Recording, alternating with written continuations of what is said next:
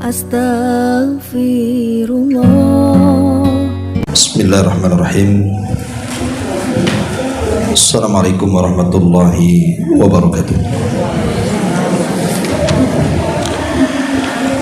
Alhamdulillah wassalatu wassalamu ala rasulillah wa ala alihi wa sahbihi wa mawalah wa la hawla wa la quwata illa billahi wa ba'du. Baik, kita akan lanjutkan kajian kita, masih membahas kitab Al-Janaiz, dan kita masuk pada hadis ke-50 ke-543 di sini. Baik, kita akan baca. Wa Ibni Abbasin radhiyallahu anhuma qala sami'tu an-nabiyya sallallahu alaihi wasallam yaqul ma min rajulin muslimin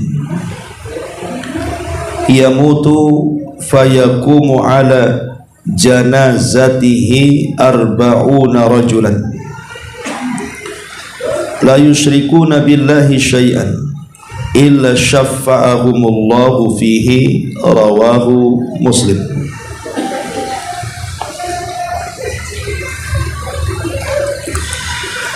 Dari sahabat Abdullah ibn Abbas radhiyallahu anhuma, seorang turjumanul Quran, beliau berkata, aku mendengar Nabi sallallahu alaihi wasallam bersabda, tidaklah seorang muslim meninggal dunia kemudian berdiri di atas jenazahnya 40 orang yang tidak menyekutukan Allah sedikit pun, maksudnya menyolatinya, kecuali Allah subhanahu wa ta'ala akan berikan syafaat kepada orang tersebut. Hadis ini dikeluarkan Al-Imam Muslim dalam Sahihnya. Baik, masyarul muslimat yang dimuliakan Allah subhanahu wa ta'ala, apa maksudnya hadis ini? Hadis ini maksudnya adalah keutamaan jenazah yang disolatkan oleh orang yang banyak, dengan syarat yang menyolatkannya ahli tauhid, tidak menyekutukan Allah dengan apapun. Kalau seorang jenazah disolatkan oleh orang banyak, di sini Nabi sallallahu alaihi wasallam menyebutkan angkanya 40 orang, walaupun dalam riwayat disebutkan 100 orang, dan mereka tidak menyekutukan Allah subhanahu wa ta'ala kecuali Allah akan berikan syafaat. Lalu apa makna syafaat dalam hadis ini? Makna syafaat dalam hadis ini, sebagaimana disebutkan oleh para ulama, maksudnya adalah ad-du'a lil mayyiti birrahmati wal maghfirah. Maksudnya doa orang yang menyalati kepada orang yang mati itu dengan rahmat dan ampunan. Jadi orang yang salat ataupun menyolatkan orang yang sudah meninggal dunia sebanyak 40 orang yang tidak menyekutukan Allah sedikit pun, maka Allah akan berikan syafaat. Maksudnya Allah akan menurunkan rahmat kasih sayangnya kepada orang yang mati itu, dan juga akan memberikan ampunan akan dosa-dosanya.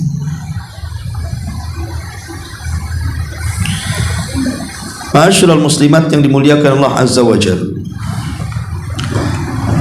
Al-Imam Ibnul Qayyim rahimahullahu ta'ala, beliau mengatakan, fahadha maqsudus salati 'alal mayyit wa huwa ad-du'a lahu wal istighfar wasyafa'atu fi. Maksudnya di sini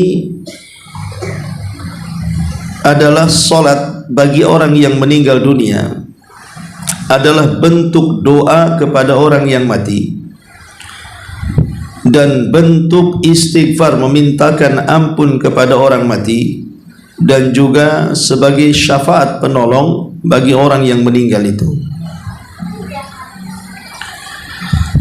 Sebagaimana disebutkan juga Imam Al-Mubarakfuri, beliau mengatakan dalam hadis ini, istihbabu takthiri jama'atil janazati, sangat dianjurkan sekali banyaknya jemaah yang menyolatkan jenazah, wa yutlabu bulughuhum ila hadzal adadi alladhi yakunu min mujibatil fauzi, dan sangat dituntut jumlah orang yang menyalatkan sebagaimana yang dicantumkan dalam hadis ini, 40 orang.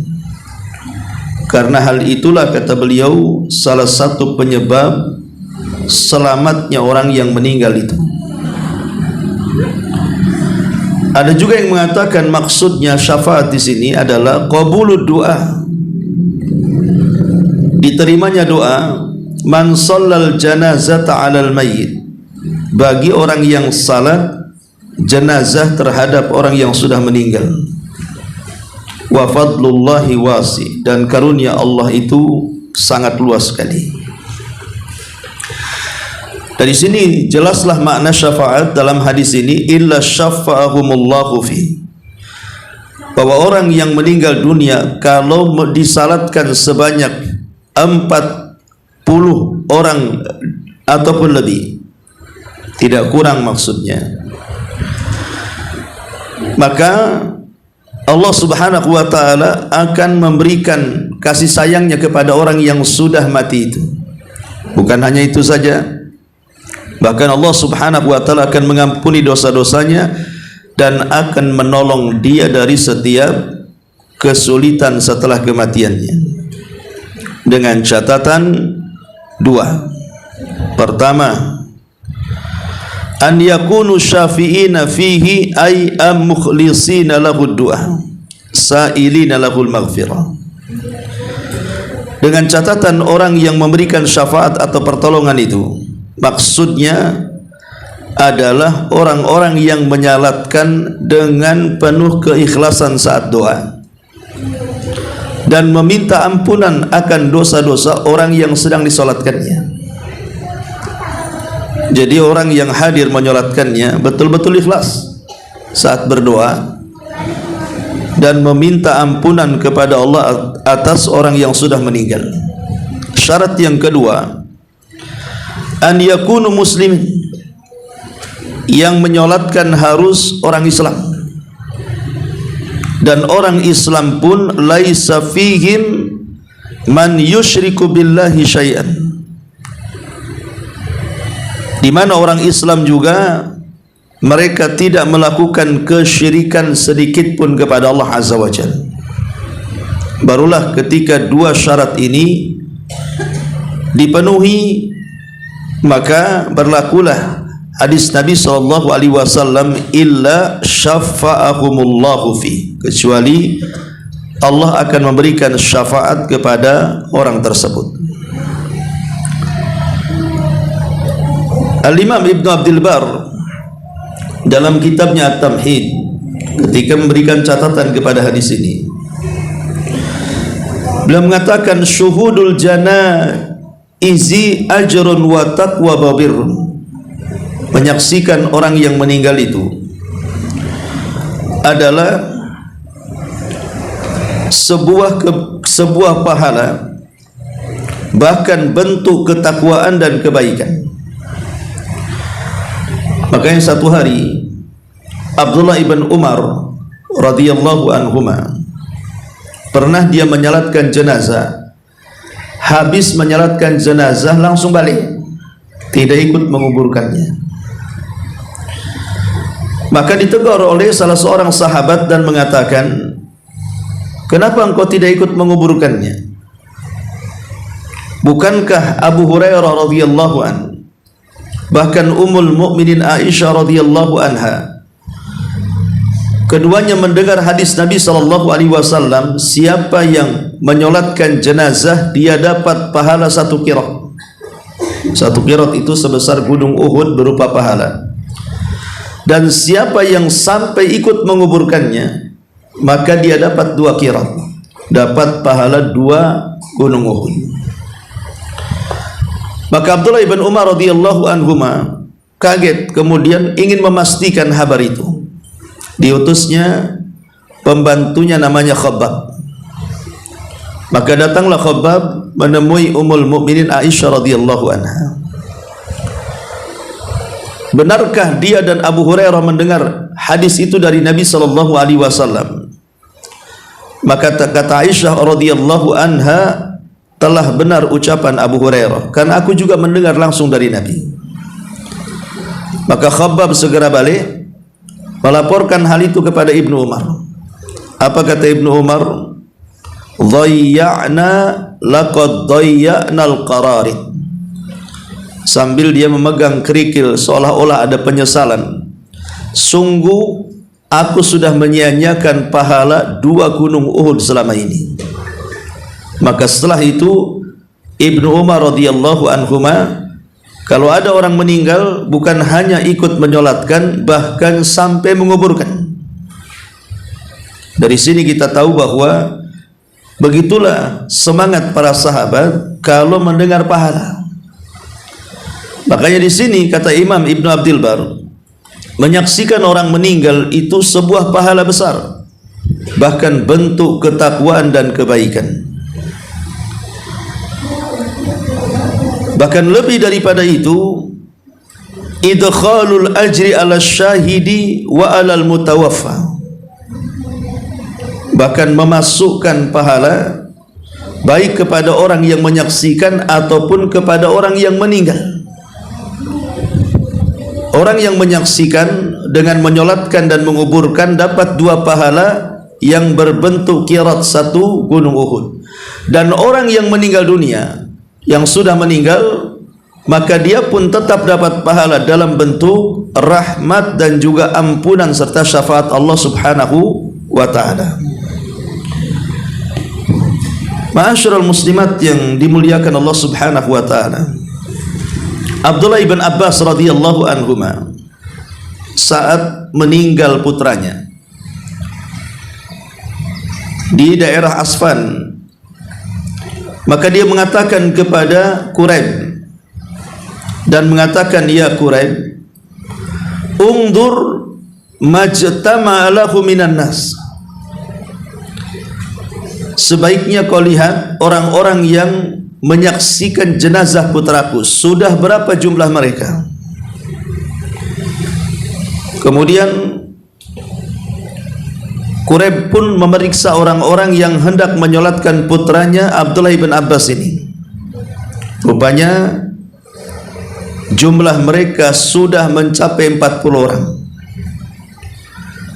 Maka kemudian Abdullah ibn Abbas radhiyallahu anhuma mengatakan, baik kalau begitu kita keluar dan kita salatkan putraku, karena aku mendengar Nabi SAW bersabda, ma min rajulin muslimin yamutu fayaqumu ala janazatihi arba'una rajulan la yusyrikuna billahi syai'an illa syafa'ahumullahu fi.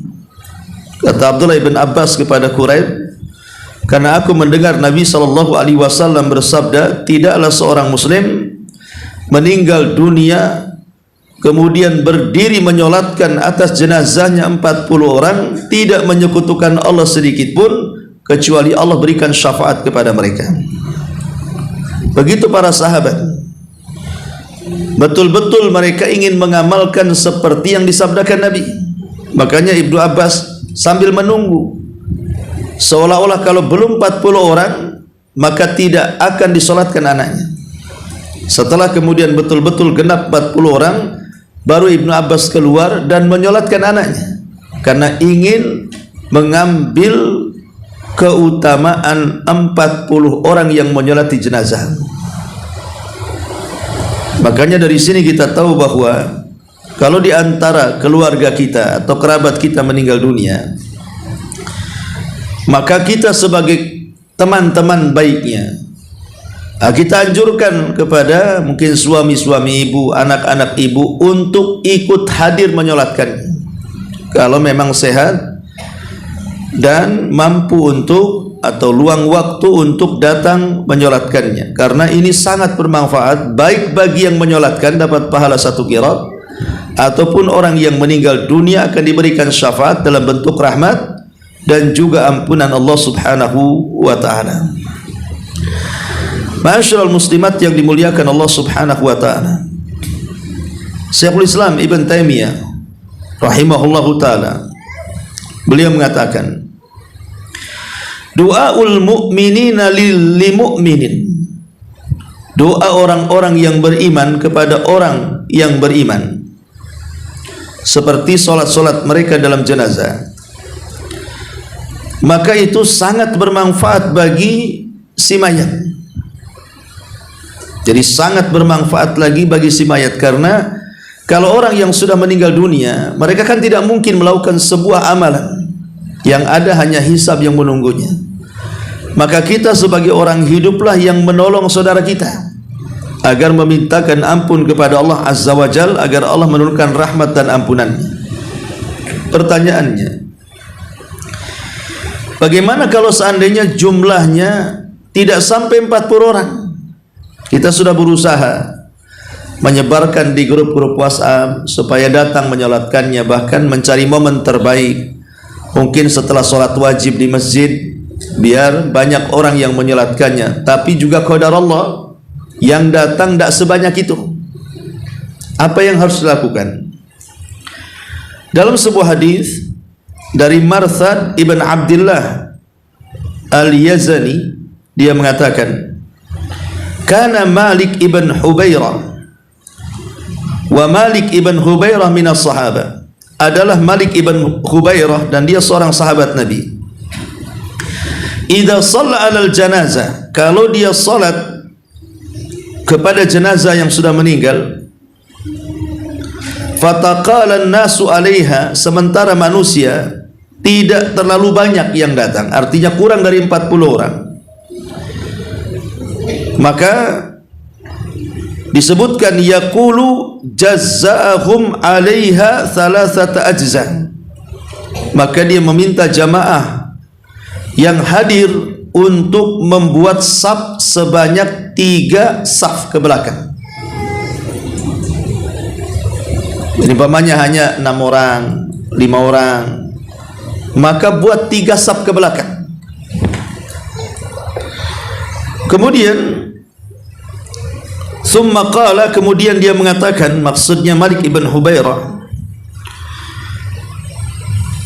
mengutip sabda Nabi sallallahu alaihi wasallam, man shalla alaihi thalathata sufufin faqad aujaba, barang siapa yang salat kepada jenazah yang sudah meninggal dengan merangkai 3 saf minimalnya, faqad aujaba, maka sungguh dia telah wajib. Apa maksudnya? Ada yang mengatakan aujabalahul maghfirah, maksudnya wajib dia mendapatkan ampunan. Ada yang mengatakan aujabalahul jannah, wajib dia mendapatkan surga. Aujabalahur rahmah, wajib dia mendapatkan rahmat. Dari sini kita pahami, maka kalau kita sudah berusaha mencari orang untuk menyolati keluarga kita, tapi Allah takdirkan memang tidak banyak yang datang, maka supaya tidak luput keutamaan orang yang menyolatkan, maka Nabi SAW berikan solusi dengan cara apa? Membuat 3 saf. Anggaplah yang menyolati 4 orang, ya sudah buat 3 saf, 2 di depan, 1 di belakang, 1 di belakang lagi, kan begitu, supaya lengkap menjadi 3 saf. Atau yang datang cuma 3 orang, 4 orang dengan imam, maka sama dibuat 3 saf, 1 di depan, belakangnya lagi 1, belakangnya lagi 1, supaya mendapatkan keutamaan hadis ini. Itu kalau seandainya jamaah yang datang kurang daripada 40 orang. Ma'asyiral muslimat yang dimuliakan Allah Subhanahu wa taala. Lah tentu manfaat ibadah bagi orang yang meninggal ini bukan hanya sekedar sholat saja, tetapi juga ada beberapa amalan-amalan selain daripada ini yang sangat bermanfaat bagi orang yang sudah meninggal. Apa saja? Di antaranya adalah doa dan istighfar. Berdoa dan istighfar. Pamannya mungkin yang laki-laki yang menguburkan sampai di kuburan, maka sangat dianjurkan sebelum pulang, kalau dia tidak sempat kemudian ikut menguburkan, memegang cangkul, sekop dan yang semacamnya untuk ikut menguburkan, hanya bisa menyaksikan saja, maka sangat dianjurkan sebelum pulang ambil sekepal tanah atau 3 kepalan tanah, kemudian diletakkan di atas kuburannya, kemudian menghadap kiblat dan mendoakan 2 perkara. Pertama, doakan agar dia mampu menjawab pertanyaan mungkar dan nakir supaya selamat dari fitnah kubur. Yang kedua, doakan rahmat dan ampunan. Setelah itu baru balik. Jadi bukannya sekedar menyaksikan dari kejauhan selesai kemudian pulang, tidak.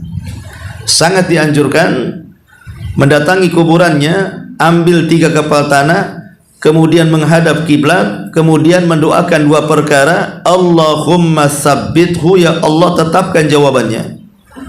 Allahumma ighfir lahu warhamhu, ya Allah ampuni dan rahmati orang yang mati ini. Dan itu sangat bermanfaat bagi si mati. Adapun manfaat bagi orang hidup apa? Ya manfaat bagi orang hidup yang ada di kuburan tentunya adalah diingatkan dengan kematian.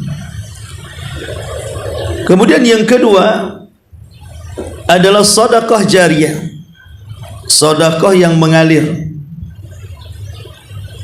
baik oleh si mati saat hidupnya, dia bersedekah dalam bentuk wakaf umpamanya, baik wakaf tanah untuk masjid, wakaf bangunan, wakaf Al-Quran, terserah, intinya wakaf. Atau bagi orang yang hidup dari keluarganya, menyedekahkan hartanya diniatkan untuk orang mati, maka dua-duanya sangat bermanfaat bagi si mati.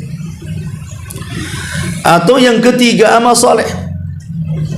Amal soleh baik si mati sebelum matinya, dia banyak melakukan amal soleh, atau orang yang hidup dia melakukan banyak amal saleh seperti mamanya anaknya karena didikan orang tuanya dia pun banyak melakukan amal saleh, maka ini sangat bermanfaat bagi orang yang mati juga. Termasuk juga syafaat kaum muslimin yang disebutkan dalam hadis ini, menyolatkan orang yang meninggal, kemudian mendoakan dengan doa yang terbaik untuk si mayat dengan keikhlasan dan penuh dengan tauhid, maka itu juga sebab Allah turunkan rahmat dan ampunan. Ma'asyiral muslimat yang dimuliakan Allah Subhanahu wa taala. Adapun si mayat sendiri, kalau tanpa bantuan orang lain untuk menyelamatkannya setelah kematiannya, maka dia pun akan selamat ketika semasa hidupnya dia sabar dalam menghadapi musibah. Karena sabar dalam menghadapi musibah, mungkin semasa hidupnya si mati ini betul-betul penyabar.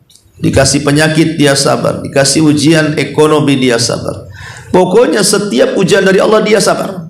Kemudian dia meninggal dunia, maka sabarnya akan berujung kebaikan bagi kehidupan setelah kematiannya, karena itu sebab diampuni dosa-dosanya.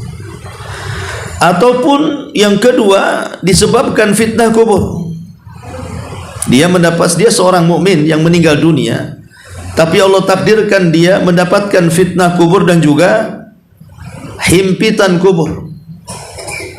Maka ini juga salah satu akan menghilangkan dosa-dosanya, atau kondisi hari kiamat ketika dibangkitkan, maka kengerian hari kiamat bagi seorang yang beriman juga salah satu bentuk digugurkan dosa-dosanya, atau boleh jadi bentuknya rahmat Allah subhanahu wa ta'ala.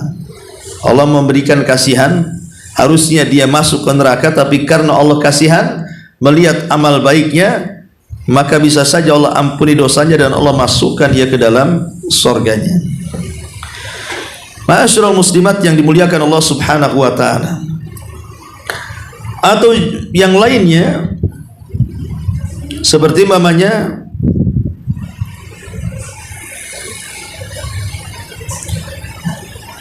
selain daripada rahmat Allah subhanahu wa ta'ala dan juga syafaatnya, bagi si mayat ini mungkin saat di dunianya dia terus berdoa kepada Allah subhanahu wa ta'ala agar dia diselamatkan dari azab setelah kematiannya. Makanya penting habis sholat bukan hanya sekedar berdoa di dunia saja soal kebaikan ekonomi, keluarga, anak, tapi sebenarnya doa yang paling baik minta keselamatan setelah kematian. Makanya Yahya ibn Zakaria meminta kepada Allah subhanahu wa ta'ala, salamun alaihi yauma wulida wa yauma yamutu wa yauma yub'atsu hayya. Minta diselamatkan ketika dia dilahirkan, ketika dia diwafatkan, dan ketika dia dibangkitkan. Karena tiga perkara ini yang menentukan keselamatan manusia: saat dilahirkan, saat diwafatkan, dan saat dibangkitkan. Minta agar diselamatkan Allah subhanahu wa ta'ala. Banyak-banyak berdoa. Baik, ma'asyiral muslimat yang dimuliakan Allah subhanahu wa ta'ala, di antara faedah hadis ini, pertama, anna ghairal muslim la tanfa'us syafa'ah. Ingat, kalau yang menyolatkan orang yang bukan muslim, maka tidak akan manfaat syafaatnya. Karena orang-orang kafir di akhirat, Allah mengatakan wala tanfa'us syafa'atu syafi'in. Orang kafir itu tidak akan bermanfaat orang yang memberikan syafaat kepadanya.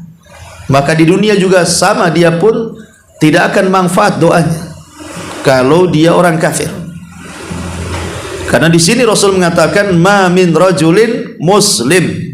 Ada kalimat muslim di sini. Berarti syarat orang yang menyolatkannya harus muslim, bukan kafir, bukan musyrik. Yang kedua adalah qama ala janazatihi arba'una rajulan la yusyrikuna billahi syai'an. Yang menegakkan salatnya harus 40 orang yang mentauhidkan Allah subhanahu wa ta'ala. Kemudian yang ketiga, masyru'iyatu taktsiril musallina ala janazatihi talaban linaili syafa'atihi. Disyariatkan memperbanyak jumlah orang yang salat jenazah karena mengharap mendapatkan syafaat dari mereka. Kemudian yang keempat, anna du'a minasy-syafa'ati, yakni du'aul insan lil insan syafa'atan. Maksudnya adalah bahwa doa dari syafaat, maksudnya seorang manusia mendoakan manusia yang lain, meminta syafaat kepada Allah. Dan makna syafaat sudah saya jelaskan, artinya Allah akan menurunkan rahmat dan juga ampunan. Kemudian faedah selanjutnya yang keenam, annal a'dad allati yu'ayyinuha syar'u tauqifiyah, bahwa jumlah yang ditetapkan oleh syariat adalah jumlah terima jadi. Artinya tidak boleh kurang, lebih nggak apa-apa, tidak boleh kurang dari 40. Kemudian juga faedah yang ketujuh, bahwa kalimat la yusyriku bihi syai'an, bahwa dia tidak menyekutukan Allah dengan apapun, seolah-olah mencakup syirik kecil dan syirik besar. Karena di sini umum, syai'an ini kalimat nakirah, dan nakirah itu tufidul umum, menunjukkan apa? Mencakup syirkul akbar dan juga syirkul asghar. Tetapi bagaimana kalau seandainya orang mungkin bisa menghindar dari syirkul akbar, tapi sulit untuk terhindar dari syirkul asghar, seperti riya, itu kan syirik kecil. Orang agak sulit untuk menghindar dari syirik kecil ini. Kemudian dia menyolatkan. Apakah juga berlaku Allah berikan syafaat bagi yang terkena syirkul asghar tapi tidak melakukan syirkul akbar? Maksudnya begitu. Maka secara zahir memang syaratnya harus menjauhi syirik akbar dan syirik besar, syirik kecil. Tapi bukan berarti dia tidak mendapatkan syafaat Allah Subhanahu wa taala. Tetap dia mendapatkan syafaat. Kemudian juga yang selanjutnya di antara faedah hadis ini adalah masyru'iyatul ikhlas fid du'a lil mayyit. Disyariatkan mengikhlaskan doa bagi orang yang meninggal. Karena orang yang tidak ikhlas itu percuma. Kemudian faedah berikutnya, disunnahkan untuk memperbanyak berkawan dengan teman-teman yang saleh. Jadi sangat dianjurkan ibu banyak berkawan dengan kawan-kawan yang saleh dan saleha. Karena kalau kita banyak relasi, banyak kawan, kemudian kita meninggal dunia, tentu mereka akan sedikit banyak akan mendoakan kita. Apalagi bukan hanya sekedar itu, kita menjadi orang baik di tengah-tengah teman-teman kita, tetangga-tetangga kita, suka nolong, suka bantu, umpamanya kan, suka mendakwahi, menasihati, sehingga kehilangannya itu membuat sedih yang lainnya. Akhirnya mereka pun karena melihat jasa kebaikan semasa hidupnya, mau tidak mau akhirnya dia mendoakan kebaikan. Nah, ini juga penting di dunia ini, jadi orang baik, suka nolong orang, supaya ketika meninggal dunia tidak dilupakan orang.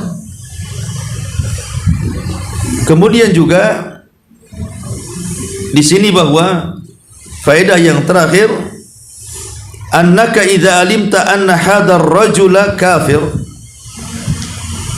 Kalau engkau tahu bahwa orang yang meninggal seorang kafir, harrama 'alaika shalah, maka salat haram padanya.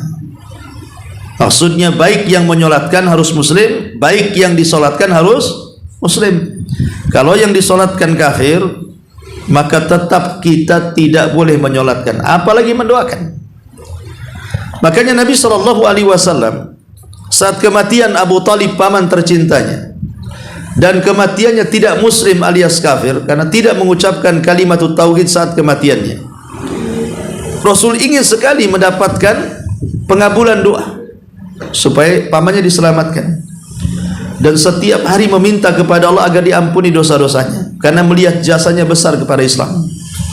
Tapi Allah Subhanahu wa taala justru menurunkan ayat dan mengatakan, maka nalin nabi an yastaghfiru lil musyrikin walau kanu ulil qurba. Tidak layak bagi seorang nabi meminta ampunkan kepada orang musyrik walaupun orang musyrik itu kerabat dekatnya. Turun ayat ini melarang Nabi SAW untuk mendoakan ampun kepada pamannya Abu Talib. Tapi meski demikian, satu hari Abbas ibn Abdul Muttalib bicara dengan Nabi, mengingatkan tentang jasa-jasa Abu Talib. Apakah jasa-jasanya itu sia-sia wahai Rasul? Maka Rasul mengatakan tidak. Dia akan selamat dari ombak gulungan neraka, tapi tidak selamat dari sandal neraka. Artinya dia diringankan azabnya, tidak tenggelam dengan neraka, tapi nerakanya hanya sampai di tumitnya saja. Tapi itu sudah cukup mendidihkan kepalanya. Itulah satu-satunya orang kafir yang mendapatkan keringanan azab di akhirat. Ma'asyiral muslimat yang dimuliakan Allah Subhanahu wa taala, inilah di antara faedah daripada hadis ini. Baik, kita akan baca sedikit syarahnya dari hadis ini. Qala An-Nawawi, berkata Imam Nawawi rahimahullahu taala, wa fi hadits akhar, dalam hadis yang lain, salasata sufuf, dibentuk dengan 3 saf. Kemudian kata beliau, maksudnya 3 saf kalau memang tadi tidak memenuhi kuota 40 orang, maka boleh dengan cara menggunakan 3 saf ini. Tetapi apakah kemudian 3 saf ini juga keutamaannya sama dengan 40 orang yang menyolati? Maka berkata Abu Abdillah ghafarahullah, pengarang kitab ini, annal murada min hadits Malik ibn Hubairah, maksudnya hadis Malik ibn Hubairah, lau kana thabat, anggap hadisnya sahih, maksudnya bukan 3 saf melihat orang, walaupun 3 orang yang penting dibuat saf, bukan itu maksudnya, tetapi al-hasu ala taqsiril musallina an yablughu thalathata suf, maksudnya anjuran memperbanyak orang yang menyolati sehingga mencapai 3 saf. Wa anna sufufa binafsiha laysa lahal fadilah al-madhkura fil hadis, karena semata-mata saf ini tidak ada keutamaan untuk menolong orang yang sudah meninggal sebagaimana yang tertera dalam hadis ini.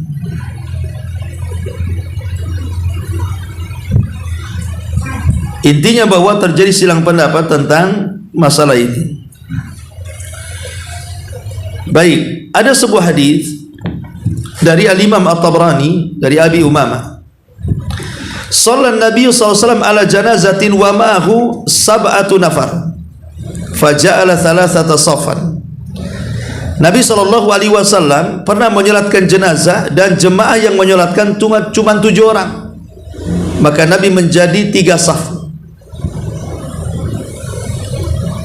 Maksudnya karena 7 orang, 2 orang, 1 saf, 2 orang, 1 saf, kemudian yang terakhir 3 orang. Tapi ada yang mengatakan hadisnya lemah. Tapi walaupun lemah karena banyak syahidnya, maka salat jenazah dengan menggunakan 3 saf itu adalah sangat dianjurkan. Sangat dianjurkan karena Allah itu yuhibbul witra. Innallaha huwal witrun yuhibbul witra. Allah itu suka yang ganjil karena dia adalah ganjil. Jadi ganjil itu perkara yang disukai Allah Subhanahu wa taala. Kalau memang pamannya 3 saf juga masih banyak juga yang menyolatkan, maka gunakan angka ganjil. Pamannya karena membeludak gitu ya, maka seorang imam harus menginstruksikan buat 3 saf. Masih banyak Ustaz, buat 5 saf. Masih banyak, buat 7 saf. Masih banyak, buat 9 saf. Pokoknya diganjil-ganjilkan angkanya. Ya, sebagaimana juga kain kafan bagi si mayat juga ganjil. Kalau kurang 3 tambah 5. Kalau kurang 5 tambah 7. Itu maksudnya ya. Bukan berarti yang genap tidak boleh, cuman sangat dianjurkan dengan cara diganjilkan. Kalau seandainya orang yang menyolatkan jenazah dibuat 4 saf ya sah saja gitu ya.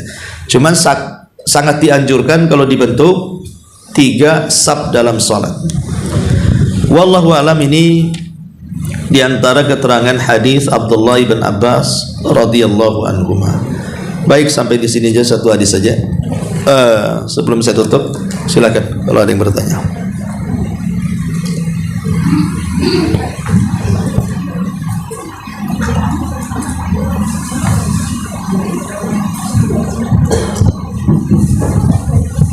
Bismillahirrahmanirrahim. Atas paparan ilmunya dari guru kami bisa menambah ilmu dari apa yang disampaikan bahwa sholat jenazah itu dianjurkan untuk selain ganjil, dan sholat yang lebih dari 40 orang itu akan mendapatkan syafaat dari doa orang yang mensolatinya dengan syarat dia tidak menghasilkan Allah.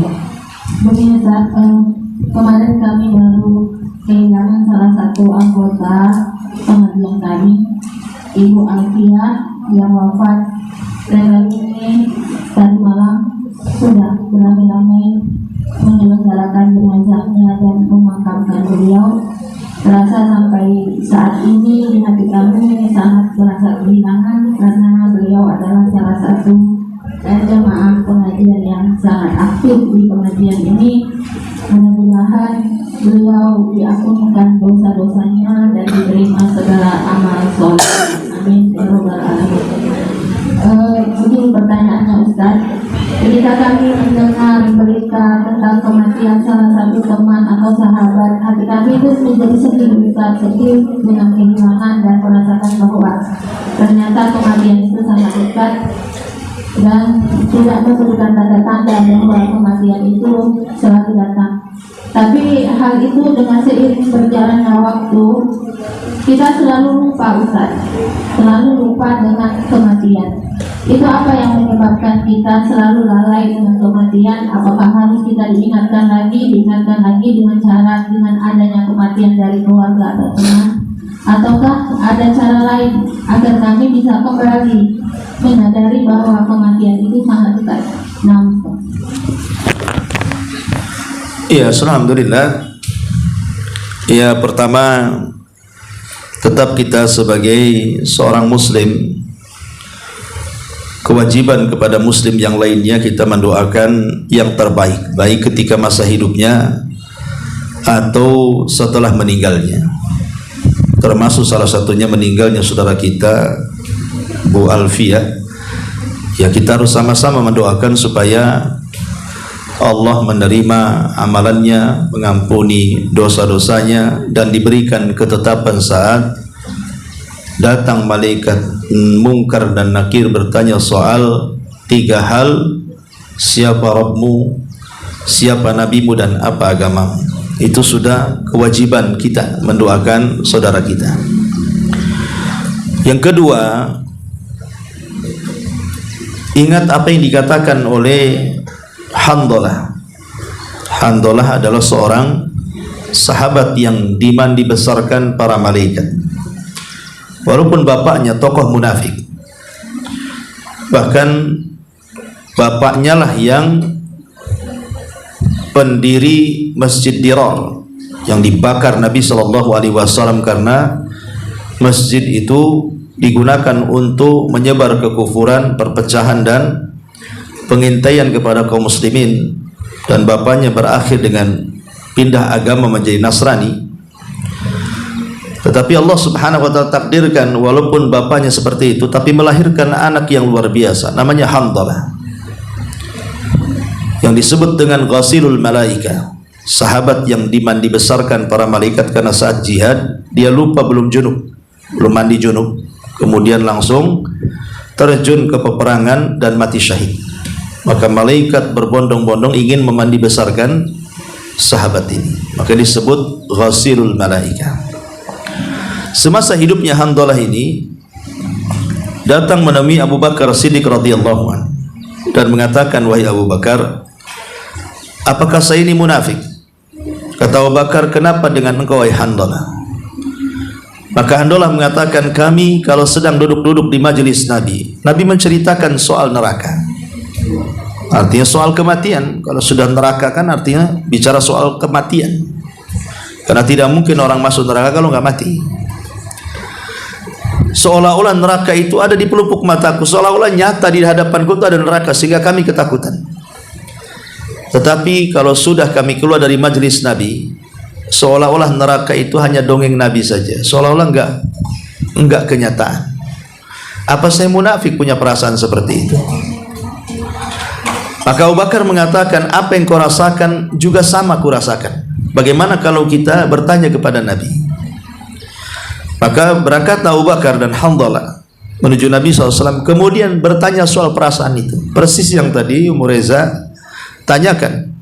Kalau hari ini kita mendengar ada saudara kita meninggal, bahkan kita juga menyaksikannya, terkadang sehari 2 hari kita masih ingat, jangan-jangan besok kita. Tapi seiringnya waktu sudah tidak ada lagi berita kematian, kadang lalai seolah-olah kita tidak akan mati. Itu perasaan yang dirasakan Handalah.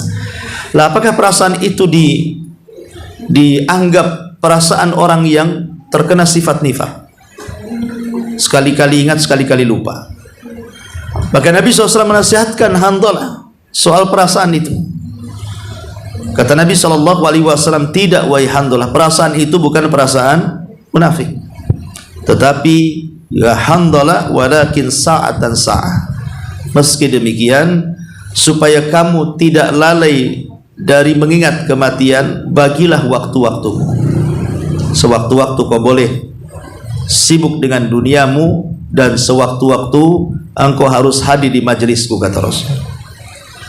Dari sini kita tahu bahwa supaya kita tidak terlalaikan kematian, ya harus rajin hadir di majelis ilmu, ya. Karena hanya di majelis ilmu lah kemudian kita mendapatkan pencerahan, ruh ini mendapatkan asupannya. Tapi kalau sudah lari dari majelis ilmu, saya yakin pasti satu hari akan futur. Bukan hanya sekedar tidak ingat kematian, bahkan dia juga tidak akan ingat bahwa dia sedang melakukan kemaksiatan. Bahkan boleh juga dia gemar melakukan kemaksiatan. Udah lupa, kalau sudah seperti itu ya hati makin hitam, makin keras, dan sulit untuk ingat kematian, seolah-olah dia akan hidup selamanya. Nah, ini yang harus dipahami. Kalau supaya kita tidak mudah lalai, ya harus mengaji, belajar. Tidak harus, ya andai kata hadir di majelis ilmu lebih baik. Tapi kalau tidak hadir pun bisa lewat YouTube sekarang kan, lewat baca artikel-artikel di internet dan begitu seterusnya, ya. Yang kedua, kalau ada saudara kita yang meninggal dunia, kalau memang kita punya waktu dan sehat, datang takziah. Ya, kalau bagi ibu-ibu kan cukup takziah saja, menguburkan tidak perlu. Kan itu tugasnya bapak-bapak. Ya. Tapi ibu bisa datang ke orang yang kena musibah, karena ibu akan melihat bagaimana orang yang ditinggalkan itu raut sedih mereka, tetesan air mata mereka, raut suram wajah mereka seolah-olah kehilangan yang dicintainya. Terkadang kita kan ikut merasakan juga tuh, bagaimana sedihnya mereka. Terkadang kita ikut menangis juga kan. Lah itu salah satu kenapa takziah juga bisa mengingatkan kepada kematian, supaya kita bisa melihat keluarga yang ditinggalkan, bagaimana kesedihan mereka itu kita rasakan di situ. Ya. Apalagi kalau seandainya kita ikut memfardu kifayahkan, sampai ikut kemudian memandikan, mengkafankan, maka itu lebih terasa lagi. Kemudian juga, ya sekali-kali bagi perempuan boleh ziarah kubur, tapi jangan sering, karena Rasul mengatakan la'anallah zuwaratul kubur, Allah melaknat wanita-wanita yang sering ziarah kubur. Karena zuwarat atau zawarat menggunakan siyagul mubalaghah, kata Syekh Albani, maknanya yang dilarang itu yang sering, tetapi kalau sekali-kali tidak masuk dalam hadis ini. Boleh sekali-kali datang ke kuburan supaya merenungkan bahwa kita akan menyusul mereka. Maka dalam salamnya saja kita masuk kuburan itu sebenarnya sudah mengingatkan kita kepada kematian. Assalamualaikum ya ahlal kubur, minal muslimina wal mu'minin, minal muslimina wal muslimat. Kemudian wa inna bikumul lahikun nas'alullahu lana walakumul afiyata. Ya. Keselamatan bagi kalian wahai penduduk kubur, baik dari kalangan mukmin laki-laki atau perempuan. Kami juga akan menyusul kalian. Nah, ini kalimat ini, kami juga akan menyusul kalian, kan kita diingatkan dengan kematian itu. Ya, makanya sekali lagi Rasul mengatakan aktsiru dzikra hadimil ladzatil maut, berbanyak ingat akan sesuatu yang menghancurkan kenikmatan kalian, yaitu kematian. Apalagi kalau seandainya saudara kita sendiri yang meninggal, atau jemaah yang sama-sama jemaah pengajian yang meninggal, kemudian meninggalnya juga tidak ya normal, umpamanya tadinya sehat-sehat, habis dioperasi atau mati, padahal kemarin baru ngobrol dengan kita gitu ya, bercanda dengan kita, atau masuk rumah sakit terus dioperasi malamnya mati. Kadang-kadang kan kita percaya nggak percaya tuh ya. Kenapa kok bisa mati kan itu? Memang itu sudah waktunya, sudah ajalnya. Ya. Tetapi sekali lagi ingat kematian itu bagus. Tapi kalau jadi stres gara-gara ingat mati, itu yang tidak boleh. Karena ada orang yang sampai stressing mengingat kematian, seolah-olah malaikat maut itu sudah di kepalanya dia saja. Ya. Sehingga akhirnya dia lemas, sehingga mengurangi ibadahnya karena stres mikir dia akan mati, gimana nanti, gimana di kuburan, gimana. Akhirnya stres. Ah, itu yang tidak boleh. Ya. Mengingat kematiannya bagus, tapi kalau menjadikan dia stres akhirnya futur, itu yang tidak bagus di situ. Karena nanti pikiran-pikiran seperti itu akan sampai di kepala ibu-ibu. Apalagi kalau usianya sudah di atas 60, sudah di atas 70 kalau memang diberikan usia panjang gitu kan. Maka pikiran-pikiran seperti itu was-was setan sebenarnya. Ya, gimana nanti, gimana nanti. Sebenarnya setiap orang pasti mati. Gak usah bicara gimana nanti. Yang Nabi SAW inginkan dari kita itu bukan bagaimana caranya, Bukan di mana kita mati, tapi bagaimana caranya kita mati. Ya caranya husnul khotimah lah. Lah itu harus dipersiapkan dengan ibadah. Jadi makanya kata Al-Imam Ibnu Hazm rahimahullahu taala dalam kitab Muhalla, sebaiknya orang-orang yang sudah sepuh maka tinggallah di tempat-tempat ibadah. Sebaiknya orang-orang yang sudah tua itu di tempat-tempat ibadah. Ya ke masjid, atau kalau ibu di rumah di mushola khusus, ya sering-sering baca Quran, berzikir dan begitu seterusnya. Karena apa yang dinanti orang tua kecuali kematian? Karena alhamdulillah kita ini bersyukur ya, Nabi SAW sudah memberikan amaran kepada kita tentang umur usia umat Islam. Karena Rasul sudah mengatakan berkisar 60 sampai 70 kan. Artinya kalau usianya sudah kepala 6, ya harusnya ingat hadis ini, bahwa kata Nabi SAW, a'maru ummati baina sittina wa sab'in, usia umatku itu berkisar 60 sampai 70 tahun. Berarti kalau sudah kepala 6 ini ya sudah hati-hati saja harusnya kan, lebih rajin lagi ibadah. Karena kalaupun seandainya dia lewat 70 tahun itu sedikit sekali, jarang orang yang diberikan usia di atas 70 itu. Ada bukan tidak ada, tapi umumnya orang meninggal itu biasanya di usia 70 tahun ke bawah. Umumnya seperti itu. Ya, karena sekali lagi alamat-alamat dia itu sudah banyak, rambut sudah mulai beruban. Ya, lari sudah tidak bisa kencang. Kadang-kadang kalau naik ke lantai 2 yang disalahkan tangganya. Ya, siapa yang buat tangga katanya? Padahal dia sudah tua. Kok salah tangga pula disalahkan? Siapa yang buat konstruksi katanya? Wah, juga anak-anak lari kencang bisa masih tertawa, kenapa disalahkan tangganya? Sebenarnya dari situ saja sudah ada amaran kan gitu ya, bahwa nafas kita sudah tidak panjang lagi tuh. Sudah ngos-ngosan kalau sudah tua tuh. Ya karena memang semuanya juga nikmat Allah itu, jangankan mulai dari kepala 4 saja sebenarnya itu sudah amaran sudah ada. Karena biasanya dari kepala 4 ke atas itu nikmat Allah dalam badan kita itu satu-satu dicabut. Satu-satu dicabut. Kalau 40 tahun ke bawah sih masih oke lah kan ya.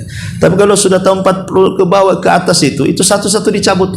Jantung mulai bermasalah, paru-paru mulai bermasalah, ginjal mulai bermasalah, dan begitu seterusnya. Jadi amaran-amaran itu sudah ada sebenarnya. Cuman kadang-kadang setan itu datang melupakan kita, seolah-olah kita ini sehat-sehat, gak akan mati, sehingga dilupakan ingat akan kematian. Wallahu a'lam. Iya. Saya izin membacakan pertanyaan Ustaz dari jamaah. Pertanyaannya gini, assalamualaikum Ustaz, semoga Allah selalu melindungi Ustaz dan keluarga, amin.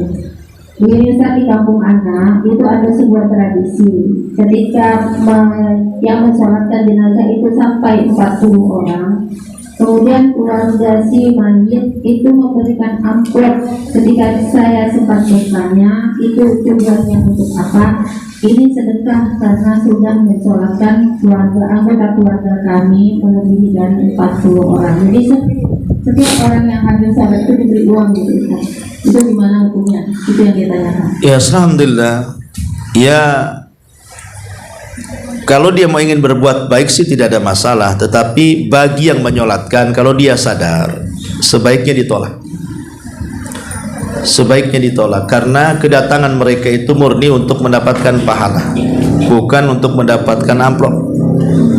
Sebab kalau kebiasaan dibuat seperti itu, nanti banyak yang menyolatkan di situ, tujuannya sudah tidak ikhlas lagi. Kalau ada jenazah orang kaya, ayo kita ke sana, pasti amplopnya besar. Ya kan, jadi ikhlas. Cemana dia akan dapat syafaat orang si mati?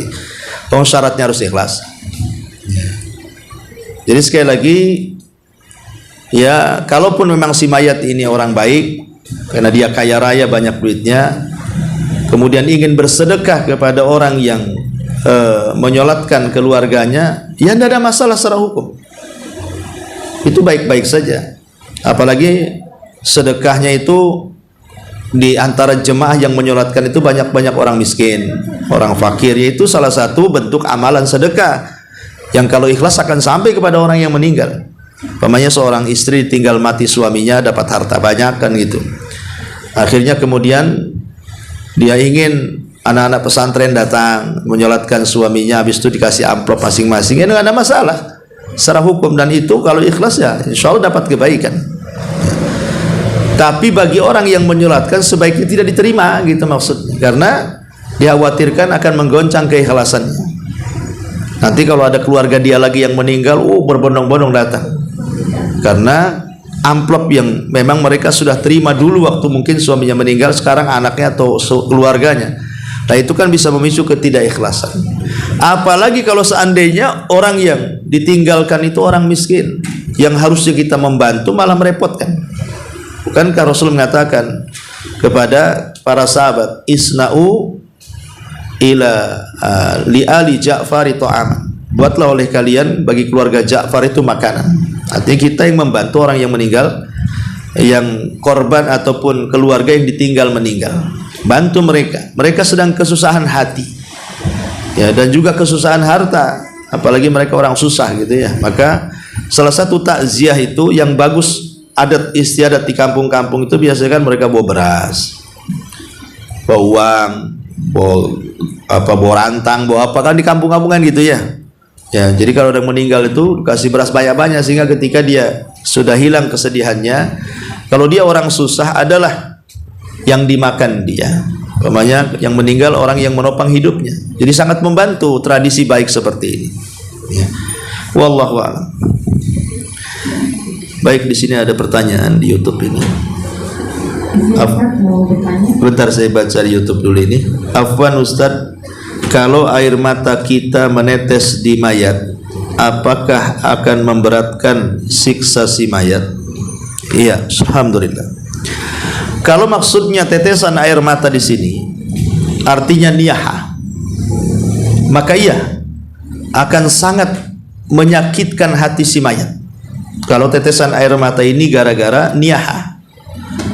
Tapi kalau tetesan air mata ini karena rahmat, seperti Nabi SAW meneteskan air mata selama 3 hari karena meninggalnya Ibrahim, putra beliau, maka Rasul mengatakan ini air mata rahmat, tidak ada masalah. Yang namanya orang ditinggal mati, ya pasti sedih lah. Apalagi orang yang ditinggal ini memang orang yang dicintainya, suaminya, istrinya, anaknya, orang tuanya. Siapa yang tidak menangis kan begitu ya? Pasti menangis. Tapi kalau tangisannya hanya tangisan rahmat, karena kesedihan saja, maka tidak ada masalah. Tapi kalau tangisannya sampai meraung, yang kita kenal dengan niyaha, sampai mengguling-guling, sampai menggoncang-goncang si mayat gitu ya, sampai mengucapkan kalimat-kalimat melakukan takdir, kalau kau mati siapa yang ngasih anakmu makan, kalau kau mati gimana aku hidupnya, itu kan sudah nolak-nolak takdir kan, kalau udah kalimat-kalimat seperti itu. Nah, itu yang menyakitkan si mayat kalau matinya, kalau tangisannya sampai dalam bentuk niyaha. Wallahu a'lam. Iya, silakan. Assalamualaikum Ustaz. Waalaikumsalam. Izin bertanya. Iya. Tadi Ustaz bilang kan kalau ada yang meninggal dunia kita disyariatkan untuk menyolati dan mengantar ke kuburan. Iya. Nah itu apakah berlaku juga untuk para perempuan atau hanya untuk laki-laki saja? Terima kasih. Kalau menyolatkan itu umum, laki-laki dan perempuan sangat dianjurkan sama hukumnya. Kalau khusus menguburkan, ada hadis Ummu Salamah yang melarang wanita-wanita untuk ikut menguburkan. Kenapa? Karena perasaan wanita lebih dalam dibandingkan akalnya. Takut ketika orang dicintainya betul-betul dikubur, ya kan? Nanti niyaha di kuburan. Dan itu sudah banyak jerit-jerit di kuburan. Saya melihat orang yang melihat suaminya dikubur, tiba-tiba jerit-jerit istrinya di kuburan. Itu kan gak pantas. Makanya ulama mengatakan sekalipun tidak haram hukumnya, tapi makruh. Makruh wanita yang ikut mengantarkan ke kuburan. Cukuplah wanita di rumah saja. Nanti saja kalau sudah kesedihannya sudah mulai hilang, sudah mulai tenang, entah sebulan setelahnya, 2 bulan setelahnya, baru kita ziarah kubur gitu maksudnya. Ya, wallahu a'lam. Iya. Tadi yang Ustaz bilang 40 orang itu termasuk yang menjalankan perempuan. Iya, karena di sini tidak rajul itu kan nakirah. Kalau disebut laki-laki berarti masuk perempuan. Dalam bahasa Arab seperti itu. Makanya ibu kalau mengucapkan assalamualaikum, itu kan untuk laki-laki. Tapi kan umum ibu bilang assalamualaikum. Kum itu kan laki-laki, harusnya kunna. Harusnya assalamualaikum kan gitu ya. Tapi kan umum assalamualaikum, karena dalam bahasa Arab kalau disebut laki-laki masuk perempuan. Tapi kalau disebut perempuan, laki-laki nggak masuk. Wallahu a'lam. Ustaz, ini ada pertanyaan tapi menyimpulkan karena nggak mungkin juga baca tulisannya. Intinya begini, Assalamualaikum Ustaz, warahmatullahi. Dulu saya pernah kehilangan orang tua saya meninggal, kemudian karena tersebarnya video-video tentang orang yang meninggal itu harus biasanya diberi makanan gitu dari tetangga. Nah, tetangga saya kan banyak mengantarkan makanan ke tempat saya sehingga banyak bebannya. Kemudian karena terlalu banyak, akhirnya saya bagikan lagi ke tetangga. Tapi tetangga saya menjawab gini, kami nggak mau makan dari rumah orang yang meninggal. Akhirnya makanan itu menjadi mubazir. Apakah saya berdosa, Ustaz? Iya, alhamdulillah. Ya kalau seandainya tetangga tidak mau kasih, tetangga yang nggak tahu lah. Orang miskin banyak. Kalau umpamanya saking banyaknya melimpah makanan, kau disimpan jadi busuk ataupun tidak manfaat, maka kasih orang-orang yang miskin, anak-anak yatim.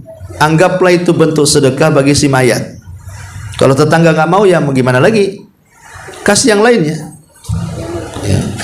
Jadi masih ada alternatif ngasih orang. Mungkin kan tetangga tahu dia adalah korban kan itu ya, sehingga ingin menjaga perasaan tetangga, tidak mau. Dia sedang kesulitan, masa kita menyulitkan? Kita berhusnuzon aja. Ya cari yang orang nggak tahu, kalau dia terkena musibah pasti dia mau. Mungkin kalau di desa itu tahu semua, cari desa sebelahnya lagi. Kalau kompleks itu tahu, ya cari yang mana, di Ruli-Ruli atau di mana yang menerima. Ya karena alasan supaya makannya tidak mubazir tadi kan. Sayang juga kalau mubazir kan. Ya apalagi beras banyak gitu kan, nggak ada tempat. Saya pikir itu solusinya mudah sekali. Cari tempat lain, kemudian sedekahkan kepada orang lain yang tidak tahu dia terkena musibah. Wallahu a'lam. Baik, sudah 11:30. Subhanaka bihamdika asyhadu an la ilaha illa anta astaghfiruka wa atubu ilaik. Wallahu ta'ala alam.